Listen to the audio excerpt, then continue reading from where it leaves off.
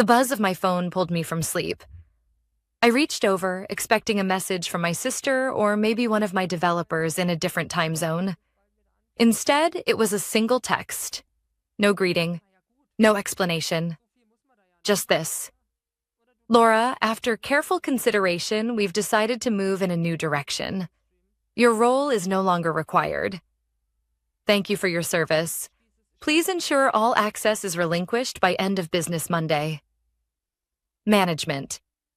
I read it 3 times, each time slower than the last. I wasn't hallucinating.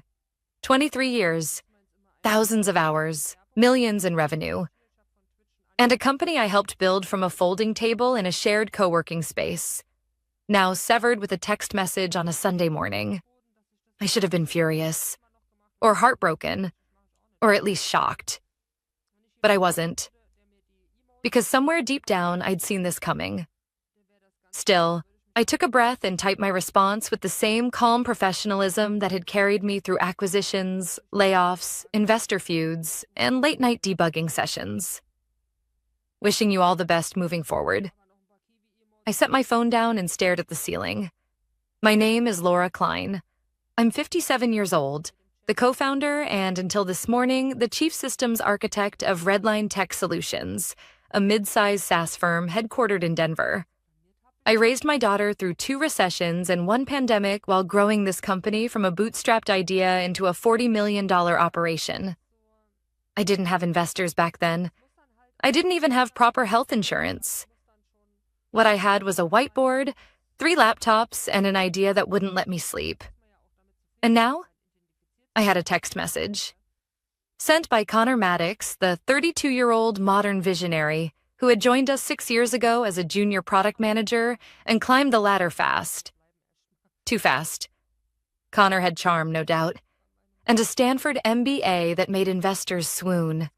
He'd been promoted to CEO just over a year ago after the board pushed my co-founder into early retirement. I stayed on, thinking I could adapt. But that was my first mistake. Thinking that loyalty had any place in a world that worships disruption and youth. Back when Redline was just an idea, I was coding in my garage while my daughter napped on a secondhand couch. I'd built systems before, for medical offices, real estate firms, even a few early .coms. But this time was different. This time, I wanted to create something bulletproof. Custom-built from the ground up, secure, scalable, elegant. And so I did. I architected the core system of what would later become Redline's flagship product, SecureSync, a secure file sharing and collaboration platform used today by over 600 enterprise clients, including 3 financial institutions and 1 federal agency. The entire infrastructure was layered, hardened, and reinforced by my own encryption framework, buried deep in the core, invisible to anyone who didn't know where to look. I never imagined I'd need a failsafe. But I built one anyway. I walked into my home office and booted up my personal terminal. As the custom OS loaded, a quiet welcome chime sounded. The one I'd hard-coded years ago. My fingers danced across the keys, accessing the logs, reviewing the heartbeat of the system still running flawlessly, still breathing, and still entirely under my control. Connor didn't know that. He thought I'd handed everything off. Thought he'd replaced me with agile workflows and PowerPoint decks. What he didn't realize was that Redline's entire infrastructure was still running on my code. Code that required periodic manual verification, silent keys, and encryption maps that only I possessed. Code I had encrypted using my own protocol and distributed across 4 access points, 2 of which had been deactivated last month when he reorganized the systems team without my knowledge. I closed the terminal and sat back. The system wouldn't fail today, or tomorrow, but in 11 days, the auto-renewal process for the core license certificates would trigger. And when that happened, unless someone entered the proper passphrase, the system would enter fail-safe lockdown. Not to destroy it, but to protect it. From misuse, from sloppy hands, from people like Connor. It wasn't a trap, it was insurance. My phone buzzed again. Another message. This time from Maya, one of the original engineers I had hired 15 years ago. It simply read, "Please tell me you saw the news. They've already locked your email. They really think they can run this without you?" I smiled just slightly. They could try, but the real question wasn't if Redline would break. It was when, and whether I'd be willing to save it. Monday morning arrived colder than expected. Denver skies were gray, and so was my mood as I watched early risers jog past my house while I sat with a mug of coffee I didn't remember making. My inbox had been deactivated overnight. My work Slack channels were silent. After 2 decades, it was like I'd never existed. No farewell email, no transition meeting, no acknowledgement of what I had built. Just silence. And somewhere in a corner office downtown, Connor Maddox was probably high-fiving someone over how clean the exit had been. I logged into my personal systems again. Redline's servers still hummed, their logs streaming in my encrypted monitoring portal. No signs of panic. Yet. But I knew the countdown had begun. 11 days. That's when the renewal protocol for Redline's core authentication suite would attempt to engage the new security keys. And unless the system received the passphrase from an authorized admin, an admin they no longer had, it would initiate fallback. And fallback was not pleasant. Fallback meant clients would begin receiving failed certificate notifications. Not immediately, but gradually. A slow degradation of trust. Access issues. Login failures. Sync disruptions. I hadn't designed it to punish. I had designed it to protect. But without the passphrase, the system would interpret the silence as potential compromise. It would lock access to sensitive data, pause synchronization across distributed nodes, and require manual intervention, something only I knew how to perform. Not because I was trying to be indispensable, but because they never cared to learn. Redline had its first major data breach scare. A third-party analytics plugin had introduced a vulnerability, and overnight, client data was almost exposed. We caught it in time. But it was a wake-up call. Connor wasn't even at the company then. It was me, my co-founder Neil, and a handful of engineers doing 16-hour days trying to contain the damage. That week, I decided I'd build a system that didn't rely on memory or guesswork. A self-auditing framework with built-in fail-safes that assumed human error. Not if, but when. It took me 8 months. I rewrote entire modules. I documented every piece, on paper. I created a physical key map that only Neil and I had access to. He stored his copy in a fireproof box. Mine stayed in my safe. When Connor joined, he never asked about the legacy infrastructure. He brought in his consultants. They installed new dashboards. They redesigned the UI, but they never touched the roots. And you can't redesign a tree from the leaves. By noon Monday, the calls started. First, it was Jordan from payroll. "Hey, Laura, I know this is weird, but do you remember how the internal payroll access gateway interfaces with the contractor database? I'm locked out and IT said you manage that system." I paused. He sounded anxious, not panicked. Yet. "I'm not with Redline anymore, Jordan," I said, calm but clear. "I received notice yesterday." "Oh, I didn't realize." He hesitated. "It's just, we need access by end of day or no one gets paid." "That's unfortunate." Another silence. Then a soft, almost embarrassed voice. "Do you still have the override credential?" I didn't answer, because he already knew. An hour later, Maya called. She didn't bother with small talk. "They've shut down your remote access, but the system still flags your signature as a primary admin. You know that, right?" "I know," I replied. "They didn't. I just watched Connor in a meeting try to act like nothing's wrong. But the junior devs are freaking out. Some update tests already failed." I could hear typing in the background. Probably from her home rig. She'd always worked better outside the office. It's why I let her do deployments remotely when she was still a junior. She never forgot that. Do you want me to fix it? I asked. She didn't answer immediately. Then, no. I want you to do what you think is right, but they're not ready for what's coming. That night, I pulled out a thick black folder from the back of my closet. Inside were handwritten diagrams, key logs, timestamps. The same documentation I'd offered to digitize 3 times, every request denied. To legacy, they'd said. We'll move everything to the cloud. They never asked where the encryption keys lived. They never asked who regenerated the salts every 6 months. They never even looked at the original server architecture, which still routed through 2 of my silent fallback nodes. I flipped to the last page of the folder. A short line of code.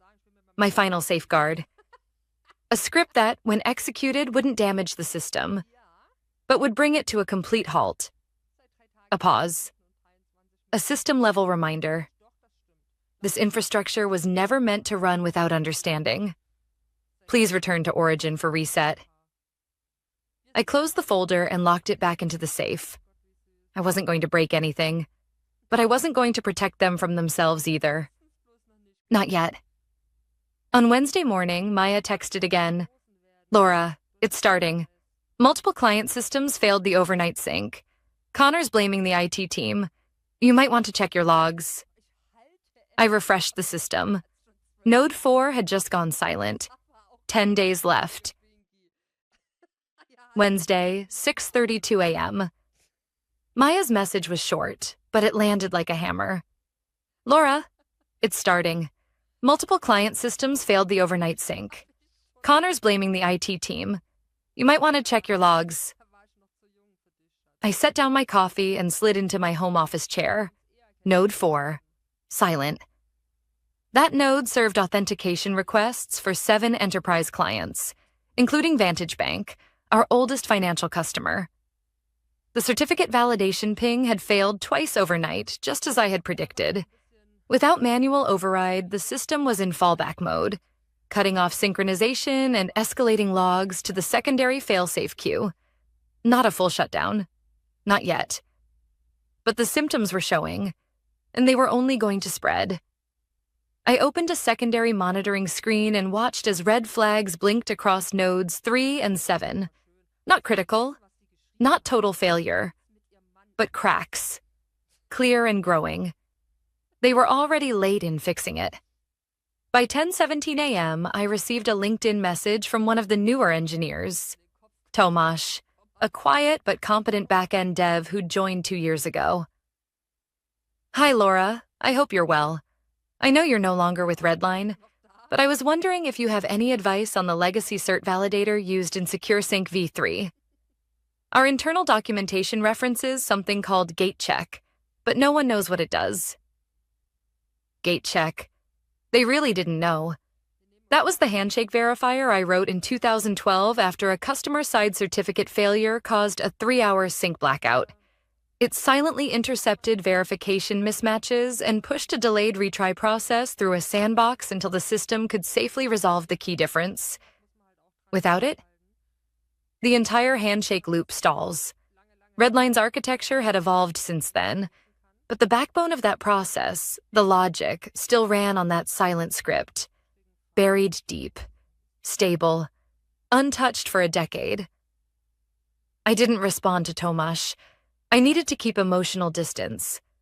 I'd given everything to that company, and now that it was unraveling, part of me wanted to let it burn. But there were clients involved. People. Businesses depending on access to their systems to run payroll, coordinate shipments, secure private data. And I still cared. That was the hardest part.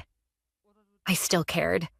Not about Connor, or the board, or whatever excuse they'd give to cover this up later, but about the people I'd built this system for in the first place. Thursday, I went out for a walk. I needed space to think, fresh air, to remember who I was before I became obsolete and outdated. Near the corner cafe, I ran into Kevin, our former director of implementation. He looked surprised, then guilty. Laura, wow, I didn't expect to see you around here. I still live here, Kevin, I said gently. He nodded, embarrassed. They're not handling it well, he admitted. The transition, I mean. Systems are acting up and, well, you probably know that already. I've seen the signs. He glanced around, then lowered his voice. Connor's pretending everything's under control, but we had 5 client escalations yesterday. The board is asking questions. That made me pause. The board? He nodded. There was a closed meeting this morning. Robert Bernstein from legal kept repeating that someone failed to ensure proper handoff documentation. Connor's blaming you. I had to laugh, softly, bitterly. Of course he is. That night I received another message, this time from a number I hadn't seen in years. Neil, my former co-founder. The one who left when Connor was named CEO. Saw what's happening. You okay? I'm fine. You still have access, don't you? They never revoked the root credentials, just front-end admin layers. That was a mistake. Yes, I replied. A big one. There was a pause before his final reply. What are you going to do? I didn't answer, because I wasn't sure yet. Friday, 3:04 p.m. 3 more client systems failed during automated rollouts. Certificate mismatches, sync issues, locked admin dashboards. Customer support was flooded with tickets. And all the engineers were scrambling with incomplete documentation, guessing their way through a system that was never meant to be run blind. And still, no one called me. Not Connor. Not the board. Not one official acknowledgement of what was happening. Just the slow unraveling of a machine that had run smoothly for over a decade, because someone knew where each cog fit, and that someone had been erased with a text message. On Saturday morning, I opened my email to find a subject line that made me sit up straight. Urgent System Stabilization Request from Board of Directors. Underneath, just one line. Ms. Klein, would you be available for a confidential consultation regarding Redline's core infrastructure? We are prepared to offer compensation. They were finally reaching out. The question now was, what would it cost for me to save them? Saturday, 9:12 a.m. The board's email sat unopened for a minute as I stared at the subject line, the words swimming in my still-waking brain. Urgent System Stabilization Request. It wasn't from Connor. It was from the Board of Directors' official address. I clicked it. Ms. Klein, we are requesting your availability for a confidential consultation regarding Redline's core infrastructure. We believe your expertise is uniquely required to resolve certain urgent issues that have arisen during the current system transition. We are prepared to offer compensation and work within your terms. Please let us know how you would prefer to proceed. There it was. No apology. No mention of the termination. Just business. I closed my eyes for a moment and inhaled deeply. This wasn't just about code anymore. It was about legacy. About how easy it is to discard experience and how expensive it becomes when that experience turns out to be irreplaceable. Still, I wasn't vindictive. I didn't want Redline to collapse. There were too many good people still working there. People I had mentored, supported, hired, trained. But I also wasn't walking back in with my head bowed. Not this time. 1:44 p.m. I composed my reply. Every word chosen with care. I am open to consultation under the following conditions. 1. Remote access only. No in-person meetings. 2nd. Full autonomy to perform necessary diagnostics. 3rd. A written agreement acknowledging that any code authored or guidance given during this engagement remains my intellectual property, licensed to Redline for this instance only. 4. A daily consulting rate of $3,000 with a minimum 1-week commitment paid in advance. 5. I will not report to Connor Maddox, nor will I engage in meetings where he is present. I hit send. Then I waited. It took 42 minutes. The reply was short. Agreed. Access credentials will be issued by 3 p.m. today. Payment confirmation attached. And just like that, I was back inside the system I built, with the control I never should have had to give up. 3:05 p.m., remote access restored. Logs, protocols, fail-safes. Everything was still there. It felt like returning to an old house no one had cleaned. Dust in every corner. Critical patches missed. Old alerts buried under unopened notifications. They hadn't just failed to maintain it, they'd actively broken it. Connor's team had tried to insert modern tools, new frameworks, flashy integrations, without understanding what made the system stable in the first place. They'd overwritten dependencies, removed essential verification delays, and, unbelievably, disabled gatecheck. I had to undo most of their upgrades just to begin diagnosing the deeper failures. Sunday, 10:22 a.m. I had been working nonstop for 19 hours. I ate a granola bar at my desk and sipped cold coffee while reviewing the results of my first full system scan. The root certificate chain had already triggered 4 lockout thresholds. The fallback nodes were still running, barely, but unless they were manually resynchronized, the whole system would trip the final kill switch within 6 days. I patched the immediate issues, wrote a temporary script to stabilize the most critical nodes, enough to buy time. But I didn't implement the full fix yet, because I hadn't decided if I wanted to. Monday, 8:03 a.m. A new email came in, this time from the board chair, Deborah Lynn. Ms. Klein, the stabilization results are showing. We're extremely grateful. I'd like to speak with you directly, off the record if possible. I agreed. We scheduled a secure call for noon, 12:01 p.m. Deborah appeared on my screen, professional and calm. I want to start by acknowledging that the way your departure was handled was unacceptable, she said immediately. We were not informed of the details at the time. I've since reviewed the termination process, and I want to offer a formal apology. I wasn't expecting that. Thank you, I said. That means something. She nodded. We now understand that Connor pushed through your removal under the guise of modernization. He never disclosed how reliant the company still was on your original architecture. I didn't respond. Laura, she continued, what would it take to bring you back? I paused. I'm not coming back, I said plainly. I've accepted another offer, one that values my experience without requiring me to prove my worth all over again. She exhaled. Then I'll ask something else. Would you be willing to speak to the board this Friday? We're conducting a leadership review. Your insight would be valuable. So this is where it was headed. I'd known Connor was losing his grip, but now it was official. They were preparing for a potential removal, and I had just become the key witness. Late Monday night, while finishing my documentation for the board, a Slack message popped up from an old team member.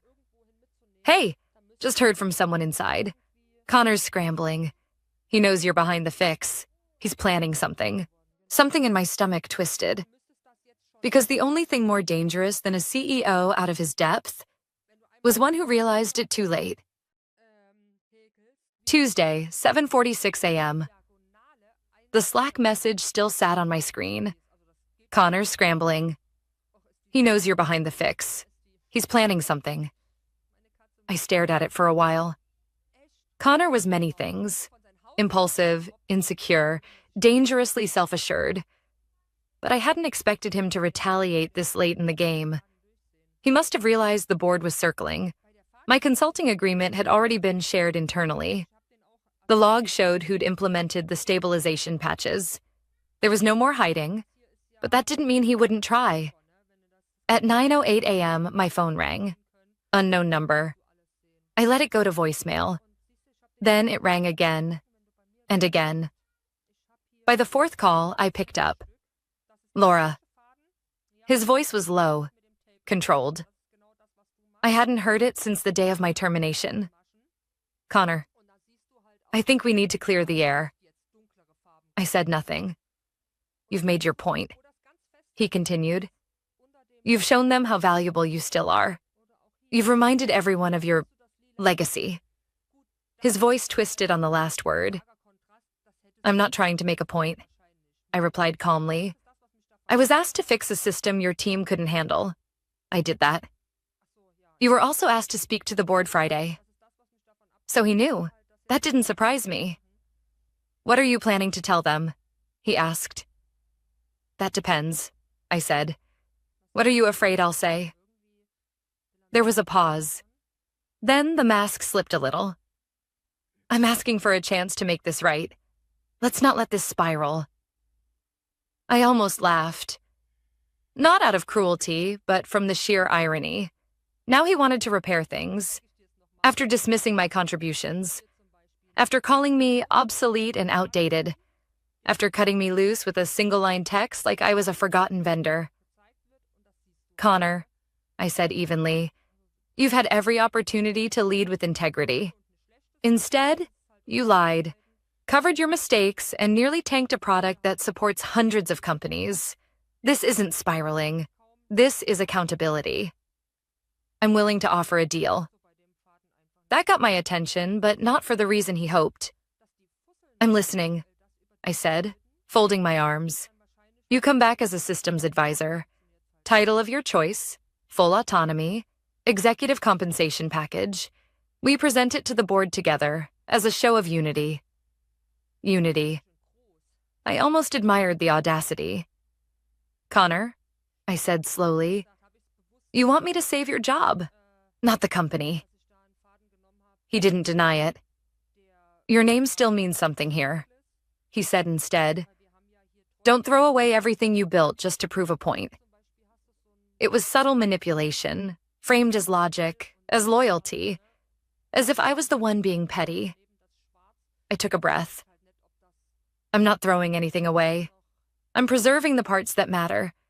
And if that means speaking the truth to the board, so be it. He exhaled heavily. You know they'll remove me.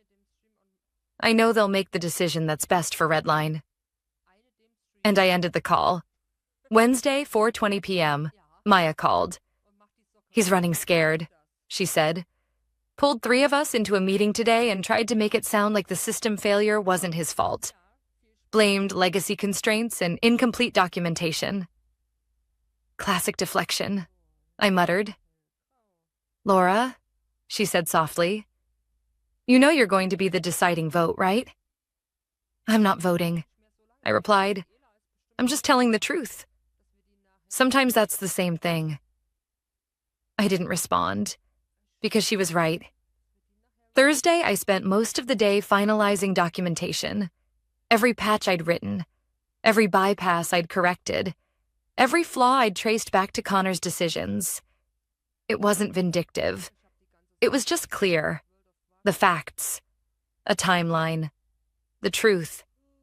And as I finished compiling the notes for my presentation, I added one final line in the summary. No system fails without warning. But when leadership refuses to listen, even the most resilient systems break. Friday morning, I walked into the boardroom at Redline for the first time in 89 days. 11 people sat around the polished table. Connor was already there. He didn't look at me. Deborah Lynn cleared her throat and said, Ms. Klein, we're ready for your statement. I opened my folder. The room fell silent, and I began. Friday, 9:03 a.m. The boardroom was colder than I remembered. Frosted glass walls, brushed metal chairs. The kind of modern design Connor had insisted on during the last renovation. More style, less substance. A perfect metaphor. I stood at the head of the table, my notes in front of me. 11 board members looked back at me. Some curious, some tense, a few guarded. Connor sat halfway down the left side, suit crisp, face unreadable. He didn't meet my eyes. Deborah Lynn gave a brief nod. Ms. Klein, the floor is yours. I straightened my spine and began. I joined Redline 23 years ago, when this company was an idea scribbled on a napkin in a rented co-working space. I wrote the first line of code for what eventually became our core product, Secure Sync. I built the encryption infrastructure that kept our clients' data secure and our reputation intact. No one interrupted. Even Connor sat still, his jaw clenched. For years, I worked behind the scenes, leading teams, solving problems, writing documentation, patching vulnerabilities before they became threats. I worked late, on weekends, during holidays, because I believed in what we were building. I flipped a page. In March of this year, without warning or discussion, I was removed from my position via text message. The justification, as stated, was that my methods were obsolete and outdated. A few members shifted uncomfortably. What followed, I continued, was a complete breakdown of the company's most vital infrastructure. Not because the code was bad, but because no one bothered to understand the foundation they were standing on. I tapped the report in front of me. 3 critical protocols were altered without testing. Certificate renewal procedures were ignored. System handshakes were rerouted through insecure modules. Documentation was either outdated or deleted altogether. I paused. And when it all began to fail, the company called me back. Still no reaction from Connor. I agreed to help. Not for personal gain and not for redemption, but because I believe in the people who still work here, the clients who rely on our systems, and the reputation we all built. Together. I looked up. But I will not help rebuild a company that refuses to learn from its mistakes. Deborah cleared her throat. Ms. Klein, are you stating you won't continue consulting with us? I've completed my contract, I said. The system is stable, fully operational. I've provided detailed documentation to prevent future incidents. But I'm not staying, because I'm no longer interested in working for an organization that treats experience as a liability. Connor finally spoke. That's rich coming from someone who intentionally kept parts of the system undocumented. I looked at him. Calm, measured. I submitted 3 separate proposals to improve documentation standards. I replied. All were rejected. I offered to train newer engineers. The sessions were canceled. I raised concerns about the knowledge gap 6 months ago in an email sent to you and 3 others at this table. That email was never acknowledged. I let that sit in the air.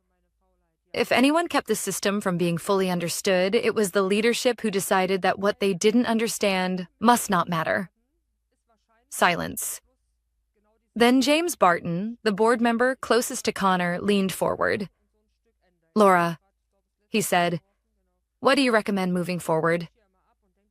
I didn't hesitate. Hire people who know how to ask questions, who value institutional knowledge as much as innovation. Build a real transition protocol. Incentivize knowledge sharing. And don't ever again assume that because someone is older, they're obsolete.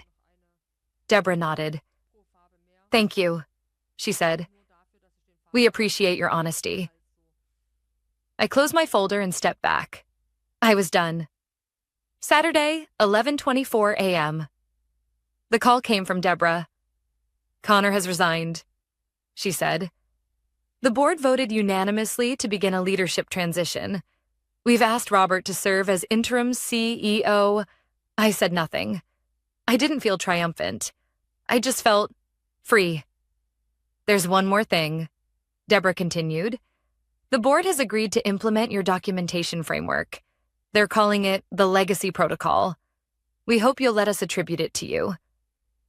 I smiled, just a little. That's fine, I said. Thank you. 2 weeks later, I started my new position at Greywall Systems, a cybersecurity firm known for valuing deep knowledge over surface gloss. My team consisted of engineers in their 20s and 50s, working side by side, exchanging insights and respect. During my onboarding, my new manager said something I hadn't heard in years. You're not here to prove yourself, Laura. You're here because you already have. 3 months later, I received a small package in the mail from an unknown sender. Inside was a handwritten card. One line. For everything we didn't say while you were here. Thank you. No name. Just a folded Redline Systems note card and a USB drive labeled Hazel's backup, legacy matters. I sat back in my chair and stared out the window. Sometimes the best revenge isn't control. It's letting go. On your terms. And knowing the thing they tried to throw away was the very thing holding them together. Ich denke mal, die kann man auch wirklich gut übers Bett oder über die Couch werfen. Die ist recht leicht auch, also nicht ganz so schwer. Und komplett Baumwolle. Also da ist jetzt gar kein